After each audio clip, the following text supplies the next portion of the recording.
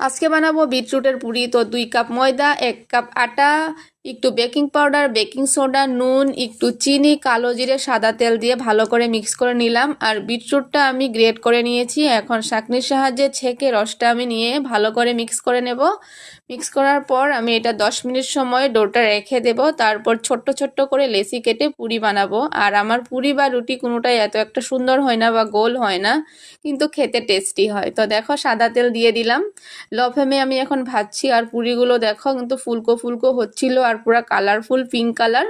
Pink colour কিন্তু মেয়েরা এমনিতেই ভালোবাসে, আর দেখে কিন্তু খুব ভালো লাগছিল।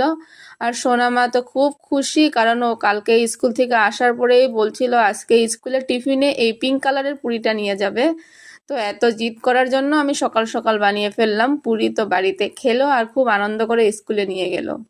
আর সঙ্গে ছিল আলু ভাজি আর চাটনি। তো আপনারাও বাচ্চাদেরকে এভাবে পিঙ্ক কালারের পুরি বানিয়ে দিবেন, তো খুব আনন্দ পাবে আর খুব আনন্দ করে খায়। আর আমাদেরও মাঝে মাঝে এরকম কালারিং বস্তু খেতে ভালোই লাগে, যেটা একদম ন্যাচারাল হয়। তো দেখো, সকালবেলা খাওয়া দাওয়া করে স্কুল চলে গেল। তো তোমাদের যদি আমার ভিডিওগুলো ভালো লাগে, লাইক কমেন্ট শেয়ার করো।